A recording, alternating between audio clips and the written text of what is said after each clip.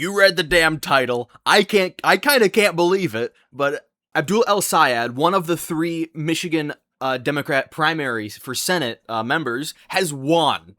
I kind of can't believe this. If you don't know, this Michigan battle to see who would fight Mike Rogers in the November midterm election, this is not an actual real election. This is just deciding who gets to fight each other in the midterms. There was 3 Democrats on the ballot for Senate. One of which is, I think, their name was like Mallory McMailer, and she's just not important. She got 4% of the votes, whatever. But the big 2 is Abdul El-Sayed and Haley Stevens. And this is why this is so important, is because Abdul El-Sayed was a hyper progressive. He believes in healthcare for all, tax the damn rich, get Israel out of US politics, and although he's not a socialist, he pretty much aligns with every single one of their points. And he will regularly hang out with like socialist members, like DSA members, like Hassan Piker and those kind of guys. So although he's not a socialist, he is pretty close. And now on the opposite end of the spectrum, Haley Stevens. Who is she? So Haley Stevens was in the House of Representatives in Congress, and I guess she decided she wanted to move up to being in the U.S. Senate. And this is why this battle was so big. Abdul El-Sayed versus Haley Stevens. Because Haley Stevens unequivocally got a lot of AIPAC money. Now, what is AIPAC? Basically, AIPAC is an organization that funded entirely by Israel or pro-Israel organizations to get politicians in government who support Israel. That's why the U.S. government is so Israel pro right now, because a lot of politicians are funded directly by Israel. Like, this is not some conspiracy theory. This is not some crazy out there idea. Like, this is very well known. This is publicly known. And AIPAC will publicly flaunt their money and saying how they elected people like that. And Haley Stevens has gotten, I think, in the ballpark of $80 to $70 million in AIPAC funding. You heard me right. $70 to $80 million. It's funny, though, because we have so many people in Congress and in the government saying, oh, we can't do healthcare because it's too expensive. Meanwhile, you have private organizations funding $70 to $80 million to politicians to get them elected. That's fucking crazy to me. Oh, but no, healthcare would be too expensive. No, we can't do that, guys. And of course, on the flip side, you can probably guess that because Abdul is not very pro-Israel, he got 0 AIPAC money. So what this race was really about, it wasn't like progressives versus moderates, although that was a part of it. That was definitely a part of it. I'll get to that in a second. That was definitely part of it. It was more about AIPAC versus what people actually fucking wanted. Haley Stevens at one point in the campaign was outspending Abdul 12 to 1. That meant that every $1 Abdul spent on his campaign, Haley Stevens spent 12. Abdul spends $10, she spends 120. Abdul spends 100. She spends 1,200. So what did she spend that money on? Pure, unadulterated attack ads. That's all it was. Haley Stevens has had, like, I'm not even joking when I say this, she has had 0, and I mean 0 policies. She ran no ads for herself. It was only ever fuck Abdul. That's all it ever was. So a lot of the people who went to the polling stations didn't know what she stood for because she never said it. She never said what she stood for. Of course, you can find things she stands for if you actually go digging for it. But if you were a boomer watching ad campaigns, all you would see was her talking shit about Abdul and nothing about anything about what she was or what she stood for, which is a bit of an issue. Meanwhile, you had Abdul going on podcasts and interviews and shit like that and to discuss his point. And I actually had a really funny experience. When me and my friend watched the World Cup together, we were in the same room watching the World Cup together. And on one of the ad breaks, it went to an ad break, and one of the ads was Haley Stevens attacking Abdul El-Sayed. Me and my buddy watched this ad together, and it was like, Abdul El-Sayed said this about healthcare. And it was like, we need healthcare for everybody. Abdul El-Sayed said this about the police. We need to fund the police. And after the ad ended, me and my friend looked at each other and was like, was this an attack ad? Was this supposed to be bad?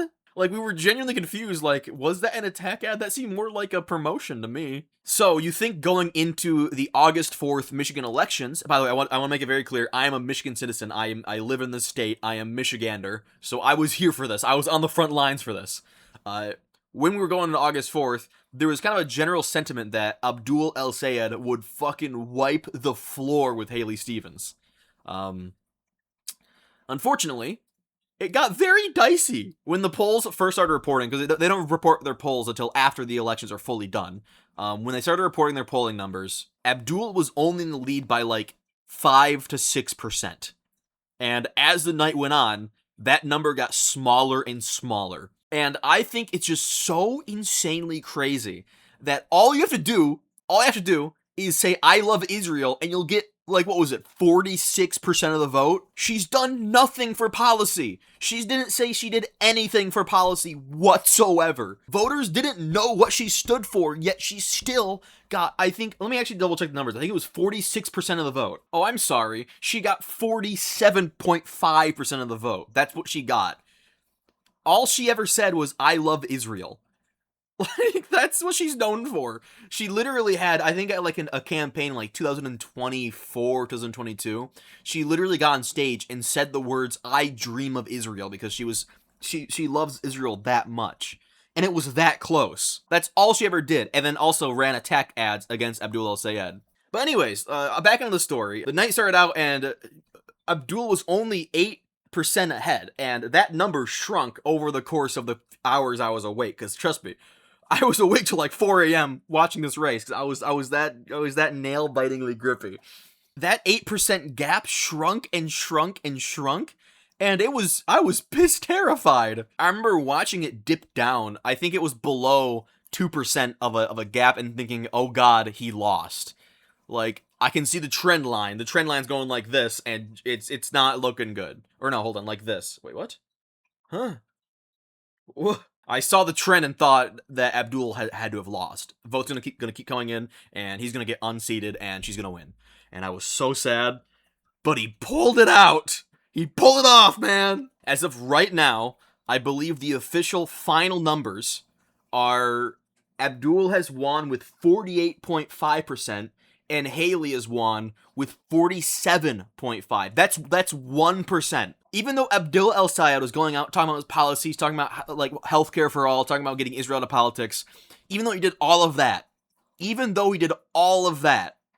Haley Stevens still lost by only 1% because she outspent him 12-1.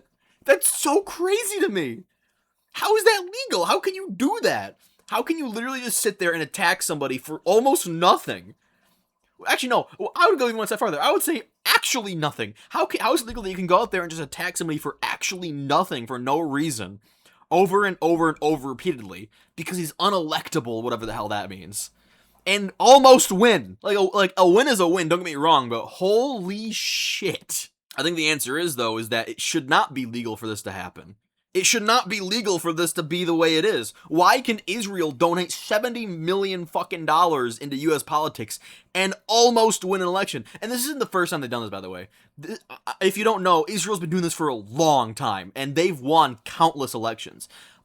If you're politically inclined, you might remember Thomas Massey versus Ed Gallery, I think his name was. That was another election where Thomas Massey lost because the other guy got Israel money. I actually did tune into Hassan Piker and watched Abdul give his victory speech. It wasn't really a victory speech because at the time there was still more votes to count, but they were relatively certain that he was going to win, so he gave a pseudo victory speech at this anyways.